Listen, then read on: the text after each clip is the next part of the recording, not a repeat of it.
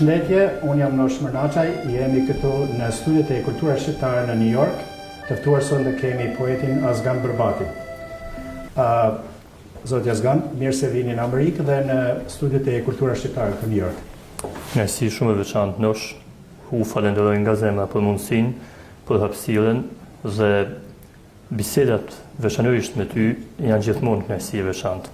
Faleminderit. Për publikun, nëse mund na jepni një përshkrim, kush është Azgan Berbati? Unë kam lindur në Tropojnë, Malësi Gjakovës, dhe jeta ime është shumë komplekse. E kam fillu me shkollën time fillore atje, mandej me shkollën e mesme prapë në Tropojë, dhe për gjatë kësaj periudhe gjithçka ka qenë shumë formuese për mua. Jeta, rrethanat, njerëzit, natyra vetë, gjithçka ka shënuar në mënyrë shumë veçantë te unë. Dhe kam patur fatin e mirë në një periudhë ndoshta para mbarimit të tyne t'i kapja dhe odat e burrave, e cila është një nga gjërat më domethënëse të krejt jetës time, ku faktikisht në një farë forme është edhe ajo parashkolla ime, parashkolla e jetës time. Ka qenë një jetë shumë e bukur, një jetë e thjeshtë, e ndërtuar me protagonizmin e miqve, shoqërisë së jashtëzakonshme, brillante, dhe për shkak se ndërtohen nga thjeshtësia, prandaj ishte edhe e bukur. Koha jonë kalonte me lojra, me qëndrime deri në orët e vona. Dhe mandej erdhi ky modernizim i cili edhe i shkatroi pak a shumë këto raportet njerëzore dhe në vend që në fakt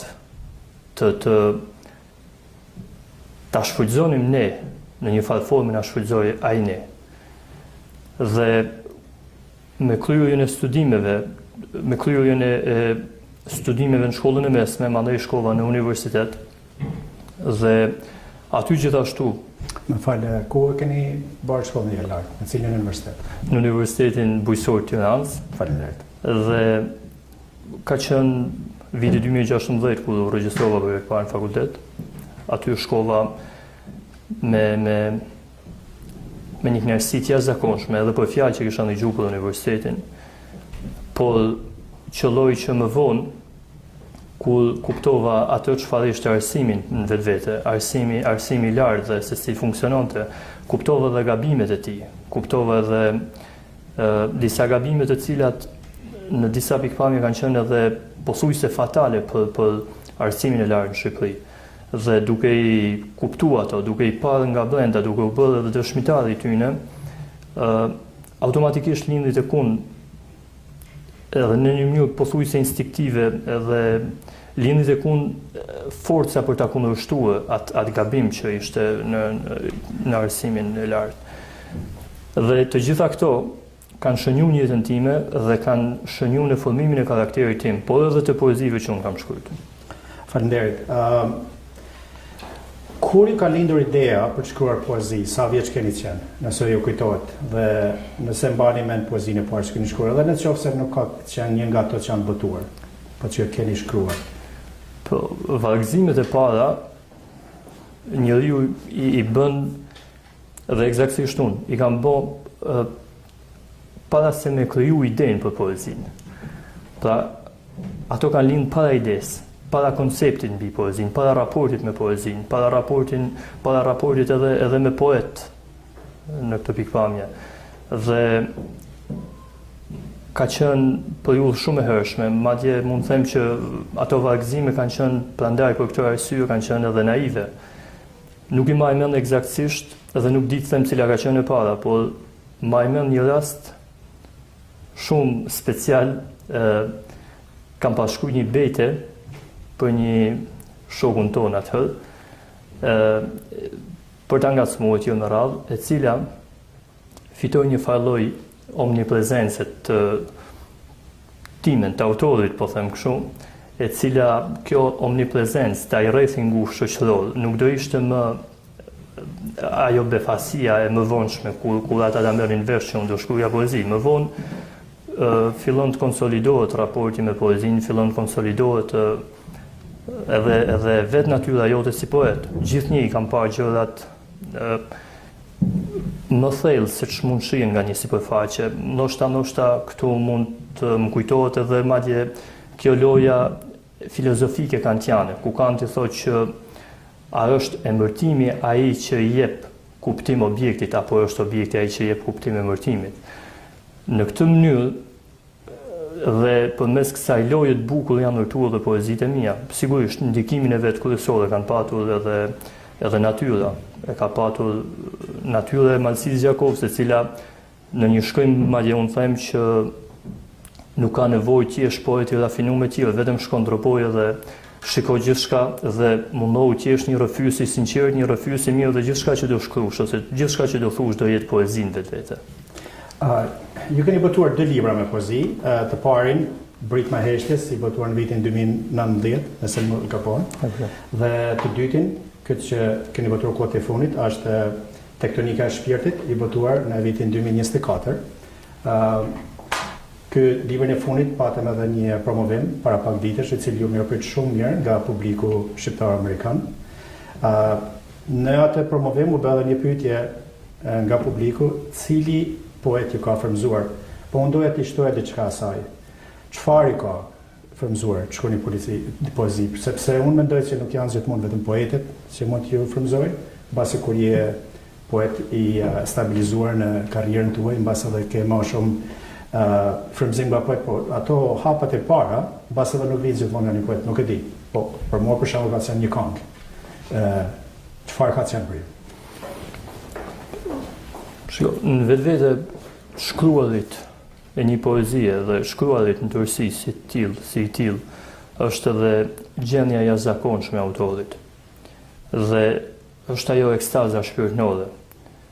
Në një formë paksa moderne edhe mund të them që është një screenshot i çastit që i ndodh shpirtit në atë moment dhe njeriu autori duhet të jetë i përgatitur dhe të mundohet në mënyrë maksimale ta printoj atë fotografi që i ka bërë shpirtit, atij çasti, asaj ekstaze shpirtërore dhe ta fotokopjoj atë mandej dhe ta shndroj në poezi. Prandaj nuk është gjithmonë vetëm eksaktësisht një gjë që të frymëzon. Përndryshe edhe poezi do ishin shumë monotone, shumë ngjashme e tillë me radhë. Të frymëzoj gjithçka. Frymëzimi si i tillë nënkupton edhe të bukurën vetvete. Por nga ana tjetër njeriu ndikohet për shkruajt edhe gjëra që lidhen me gjëra negative, po themi. Ndikojnë ato dhe ti sigurisht që me anë të forcës poezisë dhe përmes dëshirës për të çliruar ti gjithsesi shkruan. Edhe ato kanë ndikimin e vet, absolutisht. Ajo që mua më inspiron në mënyrë të veçantë është natyra, është qetësia, janë konstelacionet, është nata, yjet, stinët.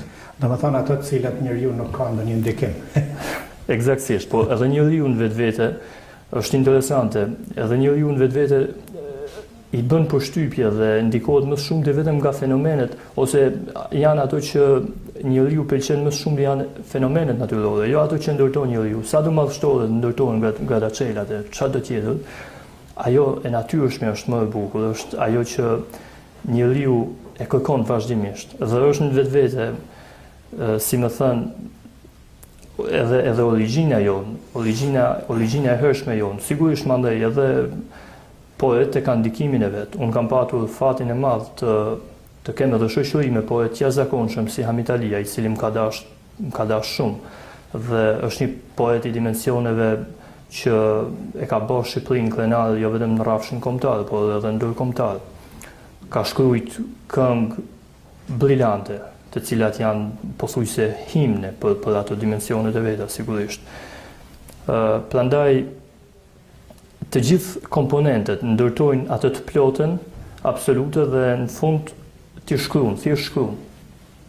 A keni shkruar ndonjëherë në prozë dhe nëse jo, a keni në plan ta bëni në të ardhmen apo do t'i qëndroni besnik poezisë?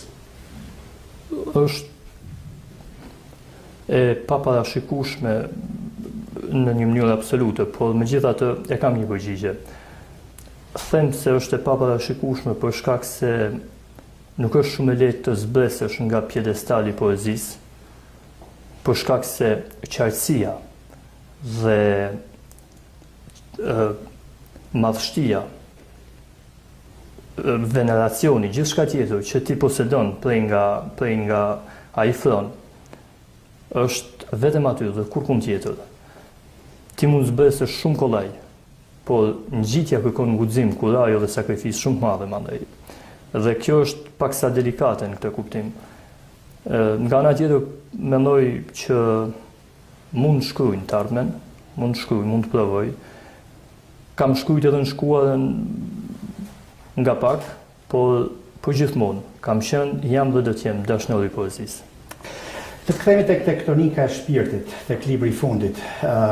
Ky titull është shumë domethënës. Tektonika e shpirtit është një konflikt i vazhdueshëm ndjenjash dhe idesh që përplasen brenda njeriu. Dhe kur zën vend, ashtu si tektonika e tokës, ndonjëherë e shëmtura mbulon të bukurën dhe e keqja mbulon të mirën. Përveç të bukurës, ju përshkruani realitetin shqiptar jo pak. Kërkoni të zgjeni një përgjigje, bëni thirrje, apo është një fshamë, një të lodhuri? Janë të gjitha bashkë nosh. Janë të gjitha bashkë. Një ofsham e një të lodhuri, por jo një ofsham e një të dorëzumi, ose të një të nënshtruar, të një të humbulli. Unë e du jashtëzakonisht shumë vendin tim dhe për shkak se e du shumë, e kam të pamundur ta them se sa shumë, se dashuria nuk mund të shpjegohet, se kur e shpjegon fjala ajo nuk është më e tillë. Megjithatë, realiteti shqiptar që i ka ndikuar disa prej poezive të mia dhe në rastet kur evidentohet ajo që po thua që e keqja pra e ka mbuluar të mirën dhe e shëmtuara e ka mbuluar të bukurën, është eksaktësisht vetëm realiteti ai. Është realiteti. Pra nuk është asgjë tjetër, nuk është as më pak dhe as më shumë. Realiteti është i tillë dhe nëse ti thu të vërtetën, thu realitetin, ti nuk e bën ndonjë gjë të keqe. Ti thjesht e ke shpreh atë, por nga ana tjetër, aluzioni i poezisë, kur ti e thu realitetin që ka eklipsuar të bukurën, që ka eklipsuar të mirën, që ka eklipsuar të shenjtën e tillë, nga ana tjetër në aluzionin e vet ti e duke bërë thirrje, ti e duke apelu për shoqërinë. Megjithse kam vënë re me një zhgënjim po kaq të madh që nuk po ka më ndjeshmëri populli jonë. Nuk po ka më ndjeshmëri për gjëra që janë më sensitive, për gjërat më të ndryshme dhe ka gjetë një rrugë të lehtë, po ik.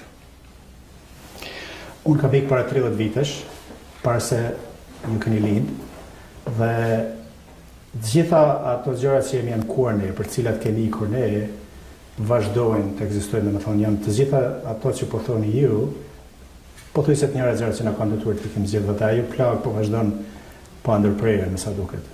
Këtë një gjeneratë të tjerë, si ju për shembull, që jeni pak a shumë nga ju grup mosh, por rritet dhe ato probleme nuk po zgjidhen, dhe vazhdojnë të jenë prezent.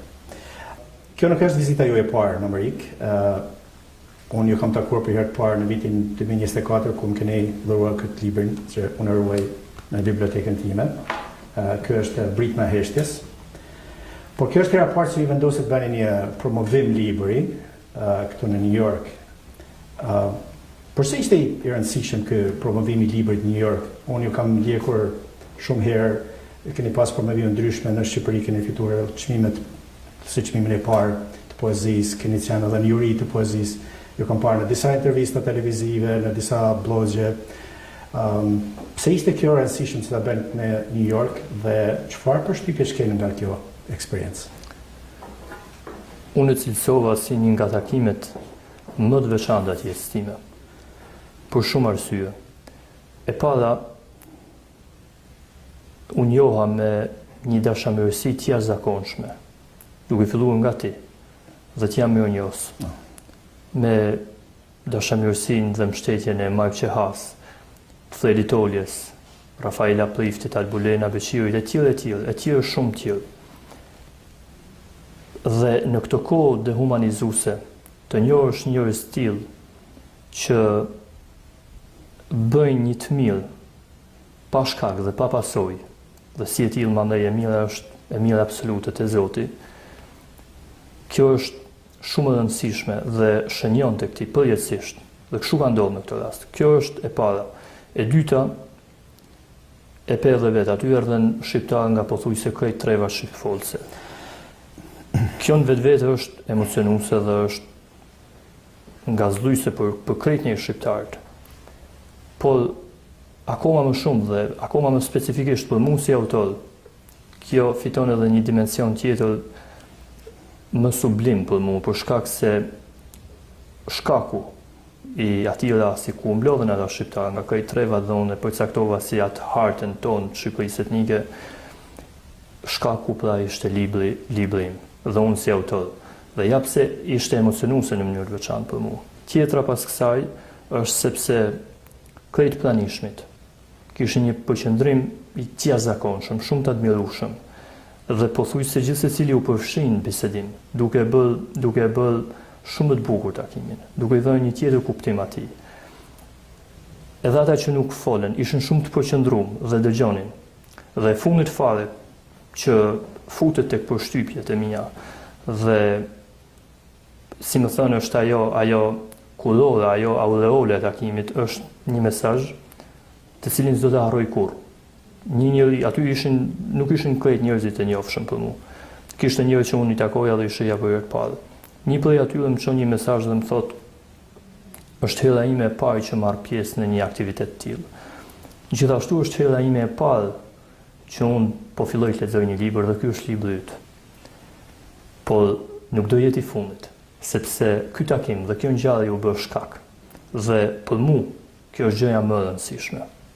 Nën Tereza ka pas thënë që nëse do të ndryshosh botën, mjafton të ndryshosh një njeri. Pra, do me thënë, kjo thanje pas ka zonë vend me poezinë tuaj, me këtë personin që ka bërë një tekst. Dhe në qoftë se vetëm një njeri e ka pas këtë ndjen për poezinë, mendoj se misioni është arritur. Duhet të bëj një pyetje pak ndryshe. Të kthehemi te një temë tjetër, inteligjenca artificiale. Me që jeni edhe i gjeneratorëve që jeni rritur me teknologjinë. Inteligjenca artificiale edhe këtu është një fenomen i ri, por është edhe në të njëjtën kohë shumë problematik sot për kulturën, artin, poezinë, muzikën. Për shembull, kemi një rast kur një personazh është krijuar që nuk ekziston fare, domethënë është krijuar një njeri me një emër, me një pamje, këndon, gjitha këngët janë të krijuar nga inteligjenca artificiale, muzika, kompozimi gjitha. Dhe janë bërë miliona dollar me shitjen e këtyre albumeve. A ekziston një kërcënim i tillë për artin dhe kryesisht për poezinë sot në Shqipëri? Dhe a ka bërë qeveria ndonjë gjë për ta parandaluar? Kur kjo ndodh në Shtetet e Bashkuara të Amerikës, duke marrë parasysh edhe dimensionet e Shteteve të Bashkuara të Amerikës në të gjitha pikpamjet, dhe kur kjo është shqetësim tek ju këtu, imagjino se çfarë mund të bëj tek ne. Po këtu të paktën janë marrë disa masa, për shembull po do dal aty. Është shumë shqetësuese, është alarmante, sepse edhe për një arsye krejt thjesht. Teknologjia, inteligjenca artificiale, gjithçka, njeriu e ka bërë në shërbim të njeriut, pra për ta përdorur njeriu, për ta shfrytzuar njeriu, dhe ka ndodhur kundërta. Ka dalë gjithçka nga kontrolli dhe çdo gjë që ne e kemi krijuar vetë, nëse nuk është kthyer plotësisht, po kthehet në një diçka që po na përdorin ne. Dhe jemi gati në kufi të kësaj. A ka bërë gjë Shqipëria për këtë? Shqipëria në djenin time është vendi vetëm në botë që madje ka hap një ministri me inteligjencën artificiale, me diellën e famshme. Dhe pra, jo vetëm që nuk ka bërë diçka për ta shpëtuar, si më thon, shoqërinë ose artin ose arsimin, kulturën, dijen. Jo vetëm që nuk ka bërë, por edhe e ka përforcuar këtë lloj gjëje. Nga ana tjetër, po ti shikosh politikanë në përgjithësi, nuk ka nivel sot në parlament.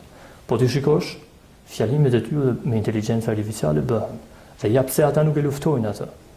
sepse aty në levërdisur duhet.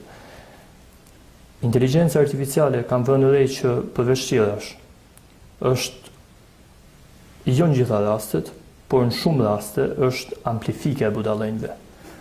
Kam njohur poet Epigon që me përdorimin e inteligjencës artificiale e kanë shndruar veten në disa robot 16 ditur, pra janë shndruar në ato çka nuk janë dhe çka nuk mund të jenë. Eksakt. Pra nuk është marrë asnjë mas në Shqipëri dhe inteligjenca artificiale atje ka filluar të kontrollojë, ka depërtuar në art, ka depërtuar në politikë, ka depërtuar në kulturë, ka depërtuar në arsim, ka depërtuar në pothuajse krejt hapësirat, ka kontaminuar pothuajse krejt njerëzit. Dhe kjo me të vërtetë është shumë shqetësuese. Të kthehemi tek gjuha, sepse poezia është letërsi, është literaturë dhe është përcjellse ose mbrojtëse e gjuhës. Pra të jesh poet është një detyrë e rëndësishme. Siç u bë evident edhe në promovimin e fundit, por kohët e fundit është ngritur kjo tema e gjuhës geg për shembull, ose konflikteve geg-tosk, dialektet e Shqipërisë. Unë personalisht nuk kam problem me asnjën as tjetrën. Problemi im është me përdorimin e gjuhës shqipe në përgjithësi, jo nga njëra palë apo tjetra, por nga përdorimi i panevojshëm i gjuhëve të huaja, një futje e fjalëve të huaja, por ndryshimi i gramatikës, dhe ka një fenomen tjetër kur edhe fjalët e huaja përdoren pa vend, jashtë kontekstit.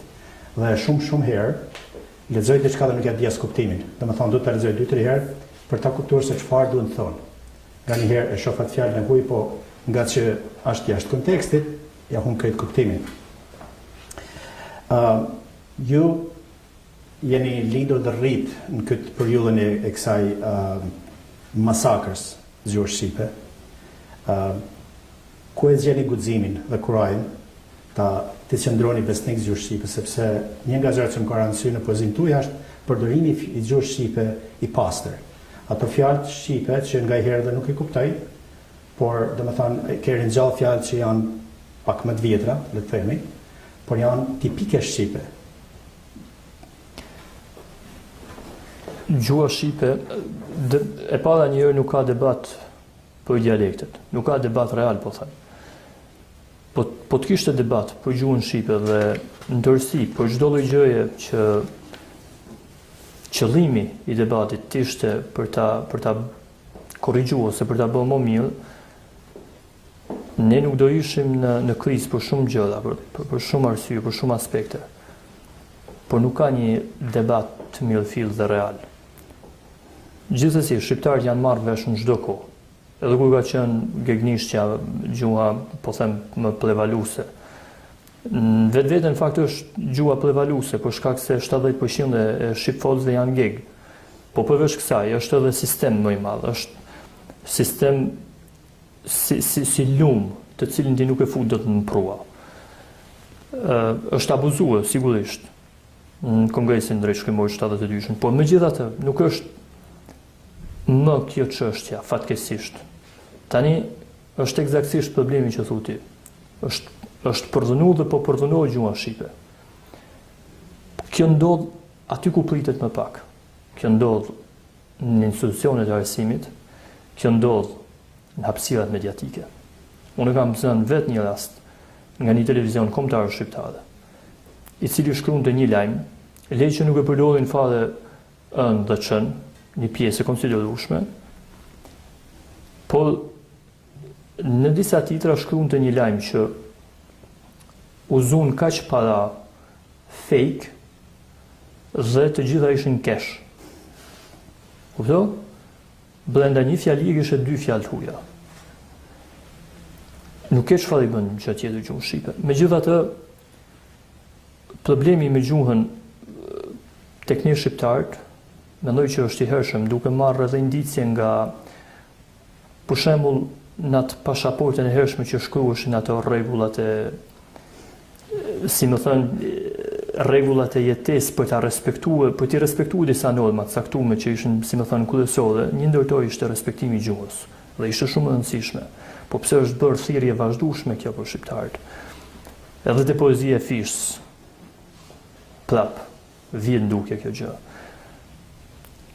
Alarmante është që nuk ka qenë në këto nivele kurrë shqetësimi dhe zbrazja nga substanca e gjuhës shqipe. Po ti shikosh Shëllinin, edhe në një bisedë të lidhur, veçanërisht Shëllinin, po them, edhe në një bisedë të lidhur me ta, të përdorin pothuajse gjysmën e fjalëve të përdorin në gjuhë angleze.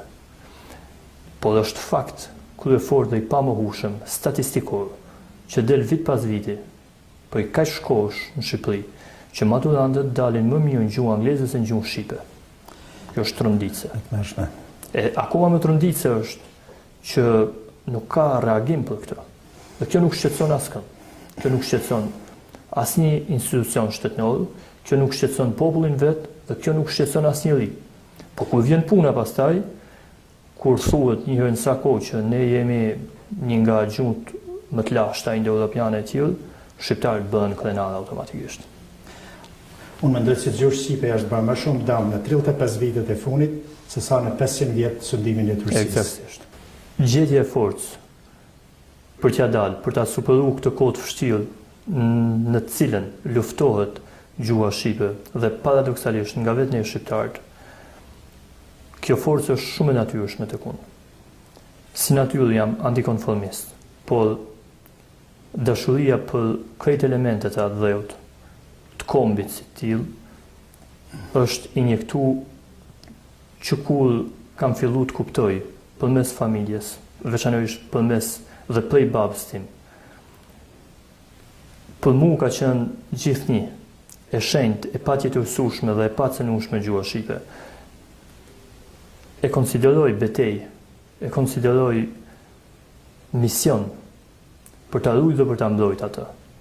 Dhe është një forcë e cila buron siç i buron çdo lloj njeriu forca për të mbrojtur elementet e tij më personal.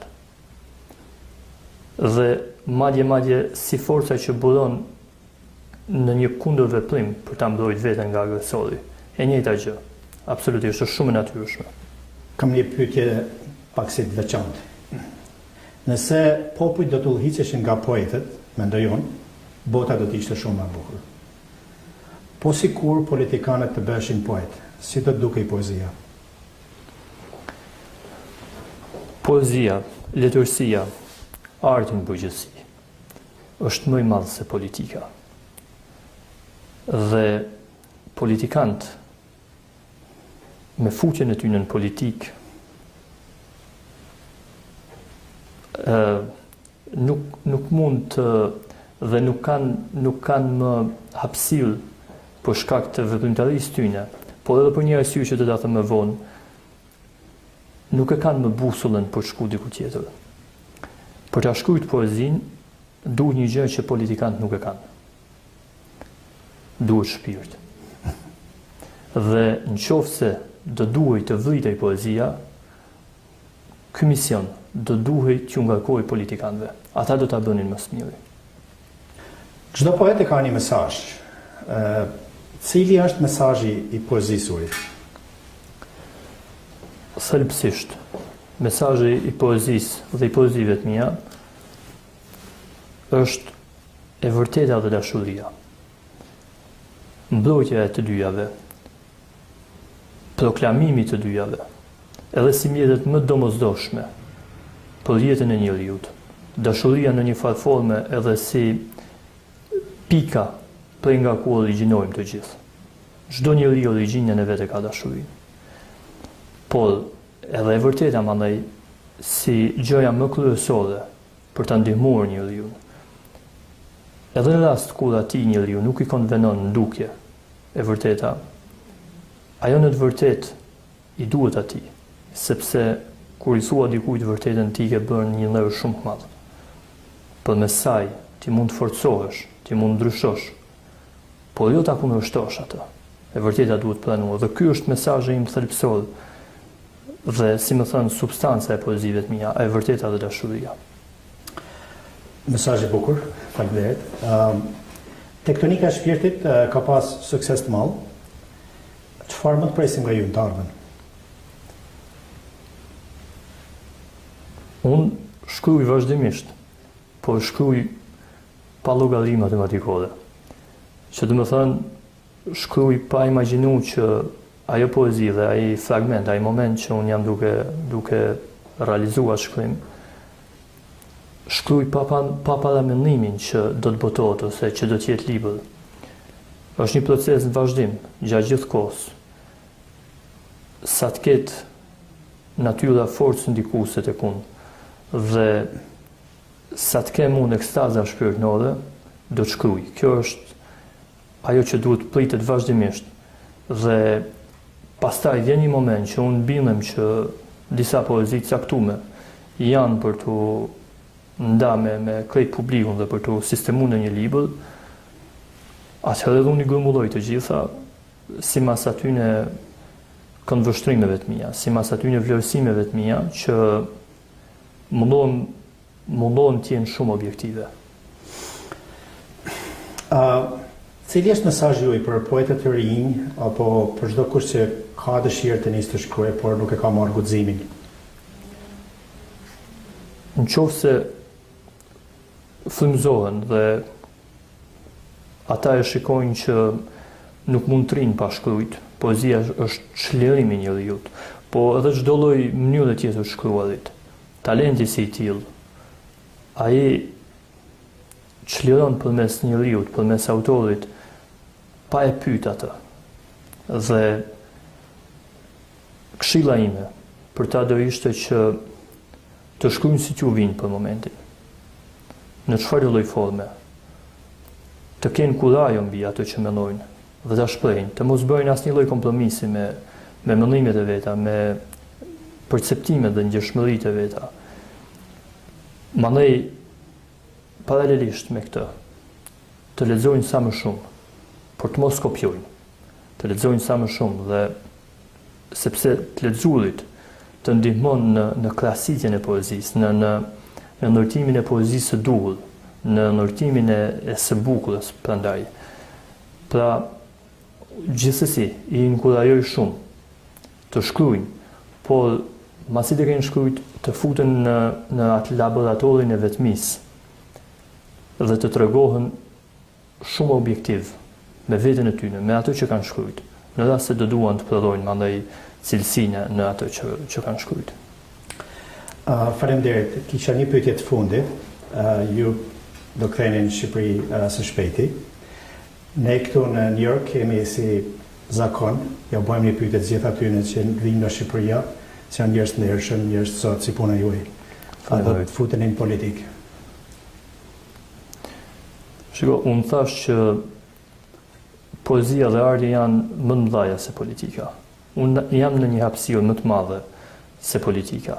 Dhe unë kam zhvillu betejën në disa frone në Shqipëri. Për shkak se kam një dashuri shumë të madhe për atë vend, po e përsëris. Dhe